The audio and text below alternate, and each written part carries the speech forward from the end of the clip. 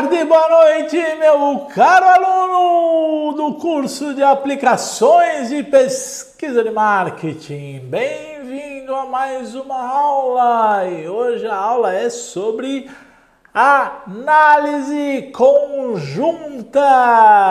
Muito bem, você já sabe, não é verdade? É isso aí, aperte bem os seus fones de ouvido. Isso mesmo, desligue todos esses aparelhos eletrônicos que estão ao seu redor e que podem tirar a sua atenção. Porque você está mergulhado nesta jornada do conhecimento da pesquisa de marketing. Uma vez que você entrou nela, você não pode mais sair. Portanto, venha comigo, vamos aprender hoje a análise conjunta. Venha comigo, meu caro aluno, venha, vamos! Muito bem, meu caro aluno de pesquisa de marketing. Hoje nós vamos aprender a análise conjunta. Análise conjunta. É um nome complicado. E análise é também um pouco complicada, mas a gente vai torná-la um pouco mais fácil. Vocês vão ver que esse tipo de pesquisa é sensacional, ok? É uma pesquisa muito interessante e que tem diversos tipos de usos, ok? Então vamos lá.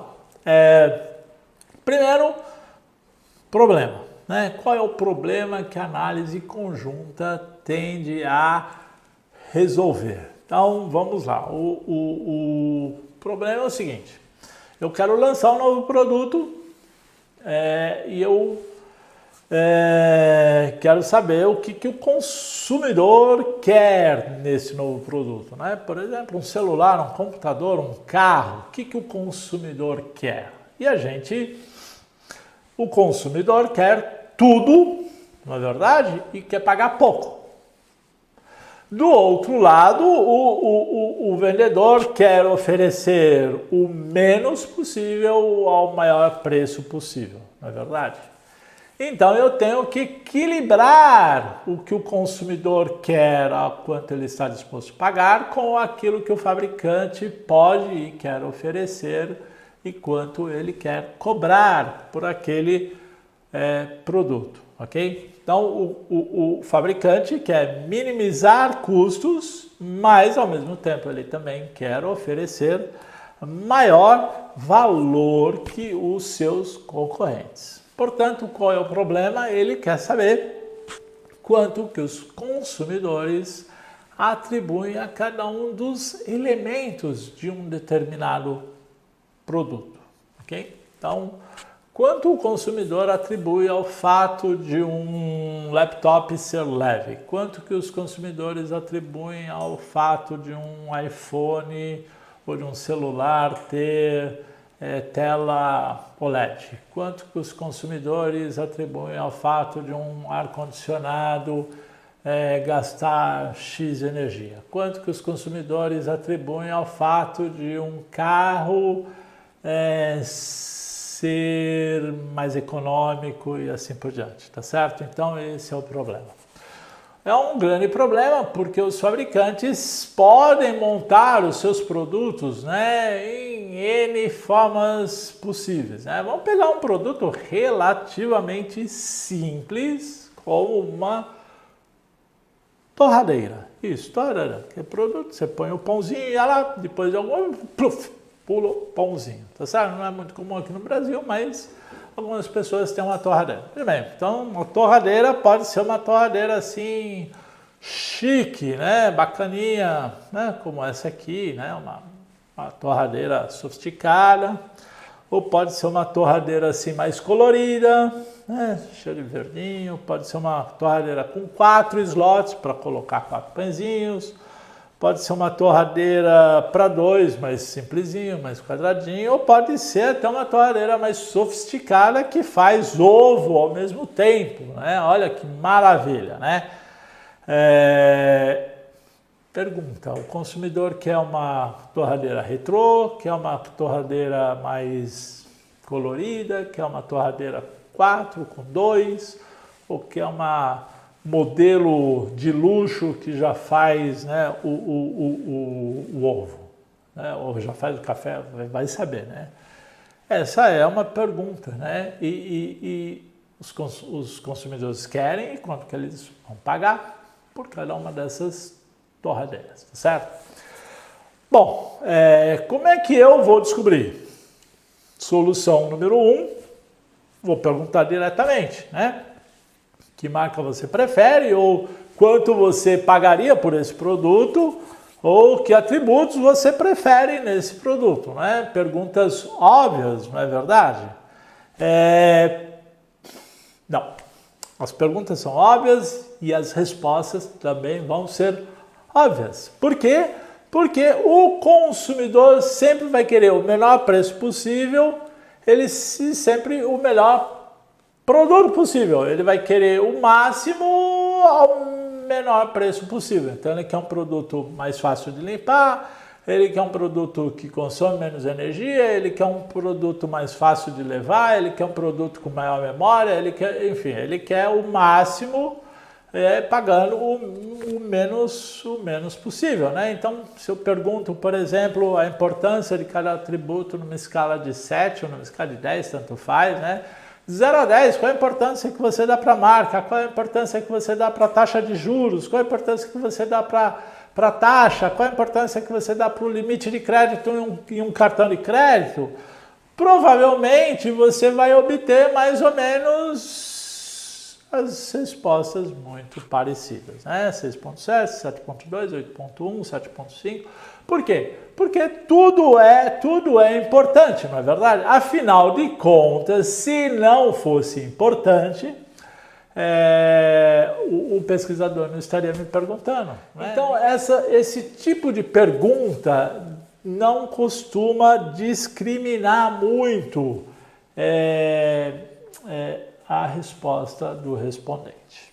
Análise conjunta pode ajudar nesse tipo de problema, em que eu tenho que saber o que eu vou colocar no meu produto e que o consumidor valoriza. Mas o que é muito interessante da análise conjunta é que a análise conjunta vai me dizer quanto ele valoriza em um determinado produto, né? Quanto que ele valoriza de cada atributo, ok? Então, se eu perguntar quanto vale um carro confortável em dinheiro, a pessoa não sabe dizer. Quanto que vale um carro que tem um câmbio CVT? Quanto que vale o consumidor não sabe atribuir muito bem a importância relativa. Obviamente, né? Se o cara algumas coisas são mais óbvias para determinados grupos de consumidores, mas dentro de um grupo de consumidores vai ficar muito difícil saber qual é a importância relativa de cada um dos atributos de um produto, certo? Então, eu vou usar a análise conjunta principalmente quando eu tiver um produto um pouco mais sofisticado, né? Celular, computador, automóvel, que tenha vários atributos e muitas vezes quando eu quero lançar uma linha de produtos, né? Então eu quero lançar uma linha de notebooks, eu quero lançar uma linha de celulares, eu quero lançar uma linha de automóveis. Não vou lançar um automóvel, muitas vezes tem 3, 4, 5 versões. Eu quero lançar um imóvel, enfim. Em geral, produtos mais sofisticados. Pode servir também para produtos mais simples, né? Plano de saúde, plano de benefícios, enfim, tem uma infinidade de aplicações, né? Uma vez eu vi uma aplicação muito interessante para se descobrir, para se fazer planejamento urbano de uma cidade, transporte público, né? Como é que as pessoas preferiam se movimentar dentro de uma cidade, né? Por ônibus, por metrô.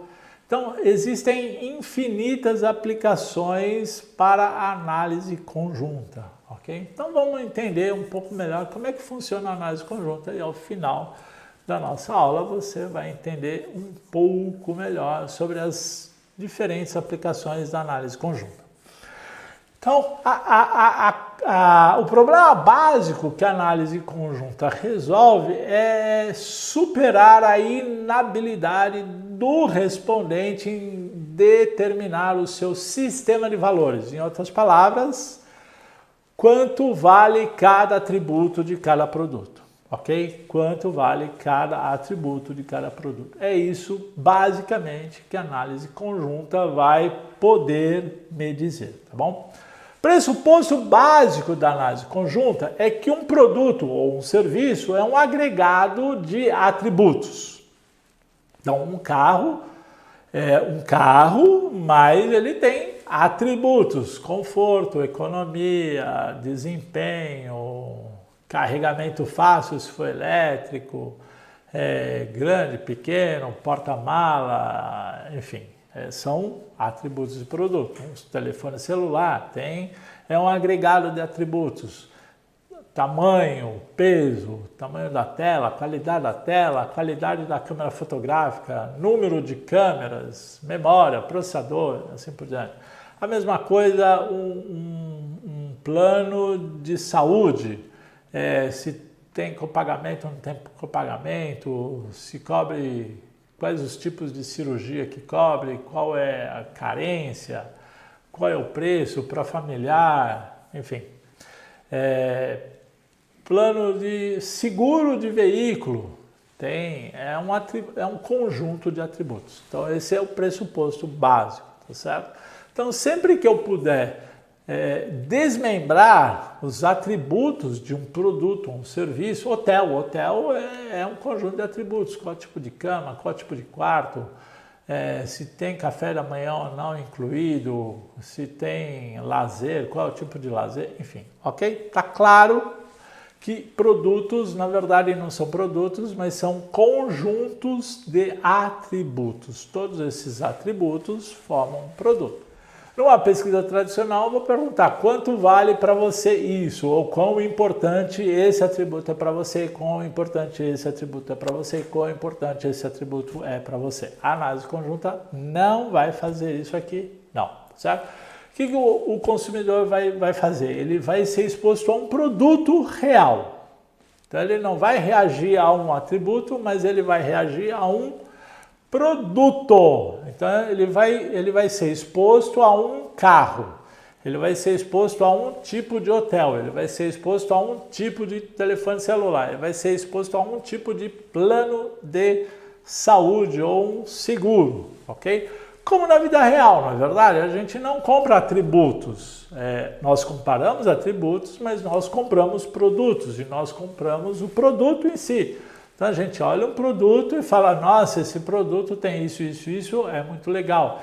Esse produto tem isso, isso, isso, mas comparado com esse aqui não é tão legal. Então, na prática, a análise conjunta vai fazer mais ou menos isso aí, tá certo?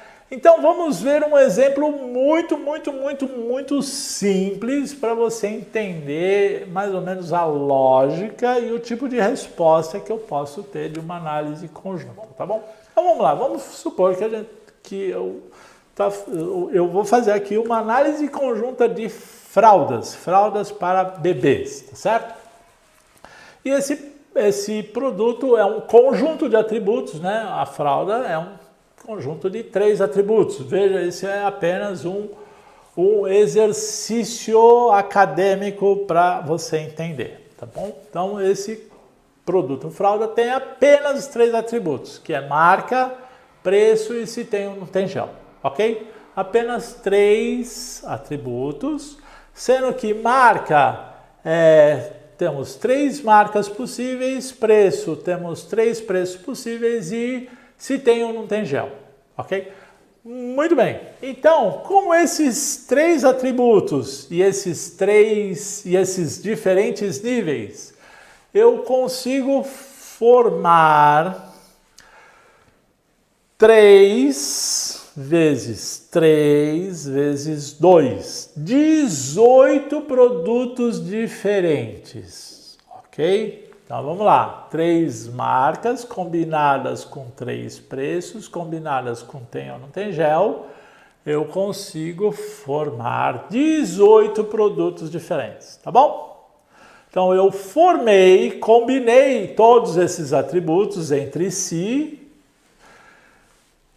formei esses 18 atributos e apresentei esses 18 produtos a um determinado respondente 1. E perguntei para ele o seguinte: qual é a probabilidade de que você viesse a comprar este pacote de fraldas no futuro? Numa escala de 0 a 100, tá bom? E as respostas do indivíduo 1 são estas aqui. Muito bem, vamos analisar as respostas do indivíduo 1. Esse indivíduo 1 disse o seguinte: para essas primeiras 6 fraldas, 6 pacotes de fralda, a probabilidade dele comprar é de 100%. A probabilidade dele comprar as seguintes 6 fraldas é de 50%. E a probabilidade dele comprar as últimas 6 é de 25%. Pergunta para você, para o vídeo, pensa um pouquinho e responde. O que é importante para este indivíduo? Primeira pergunta. Marca, preço ou se tem ou não tem gel? Segundo lugar, você consegue dizer qual é a importância da marca, qual é a importância do preço e qual é a importância do gel para esse indivíduo? Então, pare o vídeo, pense e me responda.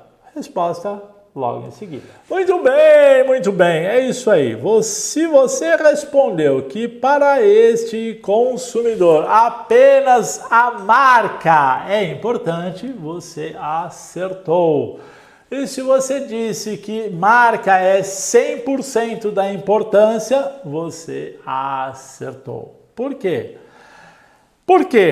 Porque a preferência só varia de acordo com a variação da marca, mas a preferência não muda de acordo com a variação no preço e a preferência não muda de acordo com a mudança do gel.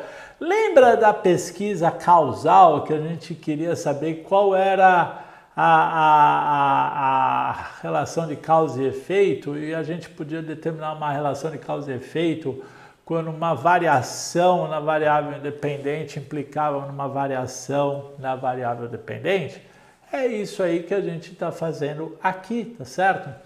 Ou seja, eu variei a marca, variou a preferência. Eu variei o preço, não variou a preferência. Eu variei se tem ou não tem gel e não variou a preferência. Portanto, eu posso dizer que marca é 100% da importância para esse indivíduo, preço 0 importância, gel 0 importância, tá bom?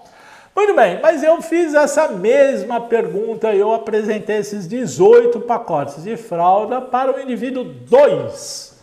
E veja o que ele me respondeu. Veja aí na tela, olha só o que ele respondeu. Pergunta, pare de novo o vídeo e responda. Qual é a importância da marca, qual é a importância do preço, qual é a importância do gel? Pare o vídeo e responda. A resposta logo em seguida. Muito bem, você que respondeu que apenas o preço é importante para o indivíduo 2, acertou na mosca. Por que eu posso dizer isso? De novo, a marca variou, a preferência não variou. O preço variou, a preferência variou. Variou o gel, mas a preferência não variou absolutamente nada, tá certo? Portanto, eu posso sim dizer que para este indivíduo a única coisa que importa em um pacote de fraldas é o preço. Mas eu fiz a mesma pergunta para um terceiro indivíduo e veja aí o que ele respondeu. De novo, para a câmera e me diga o que é importante para este respondente. Marca, preço ou gel. Para a câmera, pare o vídeo e responda. Resposta logo em seguida. Muito bem, se você disse que para o indivíduo 3 apenas gel é importante, você acertou mais uma vez. Por quê?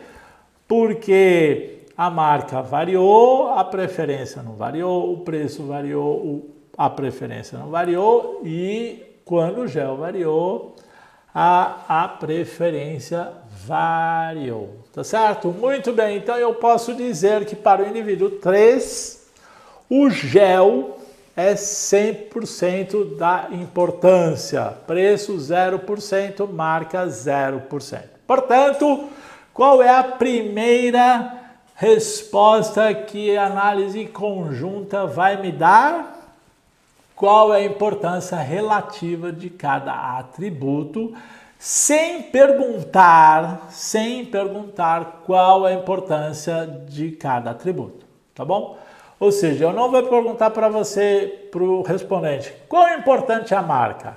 Quão importante é o preço? Quão importante é o gel? Eu não vou fazer isso.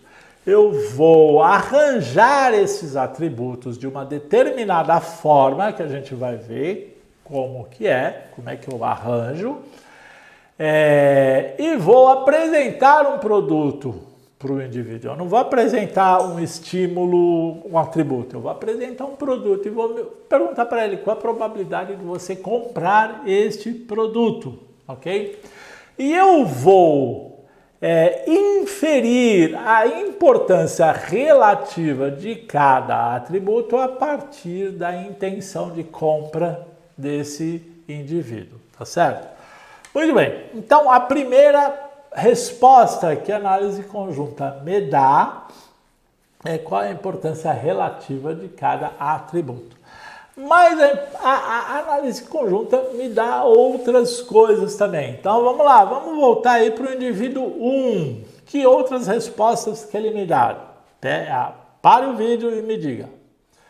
Muito bem! Que outras respostas que ele me dá? Primeiro ele vai me dizer o seguinte, para o indivíduo 1, a marca mais valorizada é Johnson & Johnson e segundo a Pampers, em terceiro lugar a Mônica. E para o indivíduo 2? Para o indivíduo 2, obviamente, ele é um indivíduo muito inteligente, ele prefere pacotes de fraldas mais baratas, ok? Então ele prefere o preço de R$10,50 ao preço de R$12,50 e o preço de R$12,50 é preferir ao preço de R$14,50.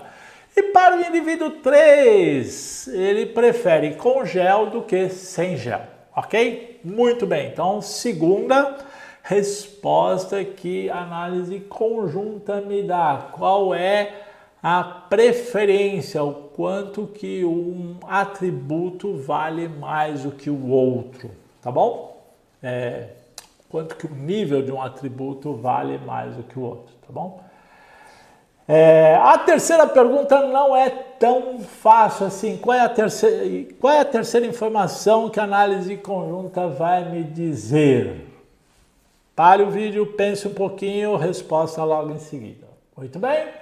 Se você disse que a terceira resposta da análise conjunta é a diferença relativa entre um atributo e outro, entre um nível e outro, você acertou a resposta. Ok, eu vou fazer outra pergunta e você vai parar o vídeo novamente e vai pensar. Por exemplo, para o indivíduo 1 que você está vendo aí na tela. Eu posso dizer que ele prefere 2 vezes Johnson & Johnson a Pampers? Posso dizer isso? Eu posso dizer que ele prefere Pampers 2 vezes mais do que Mônica?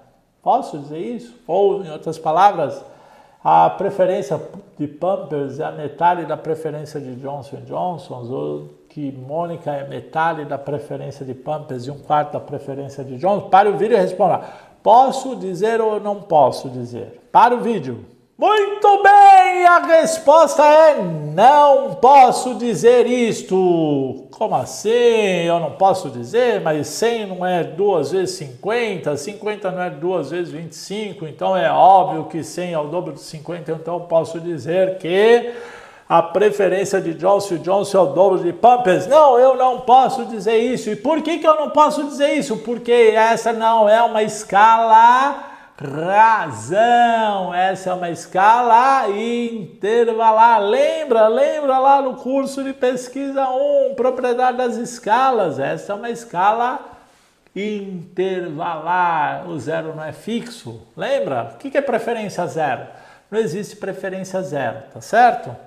Essa não é uma escala razão, portanto eu não posso fazer comparações absolutas, eu só posso fazer comparações relativas. Então, eu posso dizer que numa escala de 100 pontos, a Pampers é 50 pontos menos preferida que a Johnson & Johnson, ou que Mônica é 75 pontos menos preferida do que a marca Johnson & Johnson, tá bom?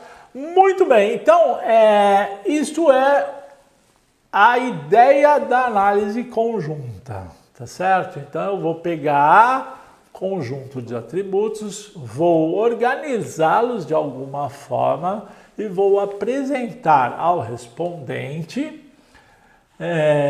produtos. Vou pedir que o respondente reaja a esse produto, geralmente numa escala de intenção de compra, e vou inferir, em primeiro lugar, qual é a importância relativa de cada atributo, quais são os níveis de cada atributo que ele dá mais valor, ok? E quanto, ok? Muito bem. Então, obviamente, esse era um exemplo didático, né? A gente conseguiu apenas olhando, usando a nossa inteligência, e eu sei que a inteligência de vocês é muito grande e vocês conseguiram chegar à conclusão muito rapidamente, não é verdade? Mas esse é um exemplo didático. Por quê? Porque na prática eu não tenho apenas 3 atributos, e eu não tenho apenas 3 níveis, né? Eu não tenho apenas 3 nomes de marcas, eu não tenho apenas 3 níveis de preço, eu não tenho apenas 2 níveis de gel. Na prática, eu tenho produtos que têm vários atributos, 5, 6, 7, 10 atributos, e às vezes eu tenho produtos com diferentes níveis. Eu quero testar 5 diferentes níveis de preço, 6 marcas, 7 níveis de memória, 8 níveis de tamanho de porta-mala, 4 tipos diferentes de motor, 5 tipos diferentes de câmbio, enfim, sei lá. Os produtos são muito mais complexos, né? E as respostas não vão ser sempre, né? O cara prefere só uma coisa ou só outra coisa. Na verdade, é isso que a gente quer descobrir, e as preferências das pessoas são muito mais complexas do que o que a gente viu aqui, né? As pessoas não preferem apenas, não tem essa heurística, não, só compro pela marca, só compro pelo preço. Não, não é bem assim, né? As pessoas avaliam um atributo e determinam a sua intenção de compra, tá certo? Portanto, tem algumas complicações, mas não são tantas assim, a gente vai ver, tá bom? Então é isso que é a análise conjunta. A gente vai variar as características dos produtos, vamos apresentar vários produtos para o respondente, vamos pedir para o respondente avaliar ou ordenar ou escolher, a gente vai falar um pouco mais sobre isso, e baseado nas respostas, a reação do respondente a cada um daqueles produtos, eu vou conseguir determinar o sistema de valores daquele indivíduo. Ou seja, ao invés de eu perguntar qual é a importância da potência de um carro, qual é a importância da economia de combustível, ou o que é mais importante, potência ou economia, eu vou perguntar o seguinte: você prefere este ou você prefere este? Tá certo? É isso que eu vou perguntar. prefere este carro ou você prefere este carro? Veja que é muito diferente de perguntar se ele prefere um carro potente ou se ele prefere um carro econômico. Eu vou perguntar que carro ele prefere. Isso é muito mais lógico para as pessoas e se aproxima muito mais da realidade das pessoas. As pessoas compram produtos, elas não compram atributos de produtos, tá certo? Muito bem. Então, qual é a grande vantagem da análise conjunta, né? Quando eu forço o respondente a fazer um trade-off, né?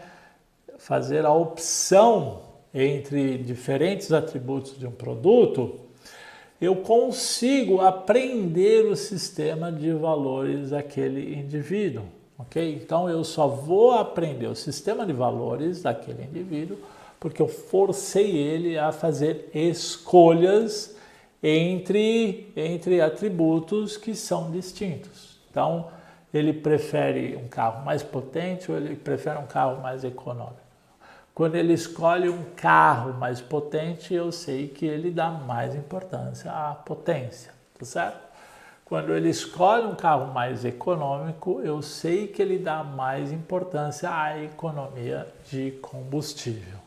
E aí eu vou usar as utilidades obtidas a partir desse exercício para descobrir qual é a importância relativa de cada um dos atributos de um determinado produto. Okay? Muito bem! Então esta foi a primeira parte da nossa aula de análise conjunta. O que nós aprendemos aqui hoje? Nós aprendemos que a análise conjunta pode ser usada para se determinar o sistema de valores de um indivíduo. Por quê? Porque as pessoas não sabem quanto que elas valorizam determinados atributos. Elas não conseguem dizer quanto que elas preferem uma coisa a mais do que outra.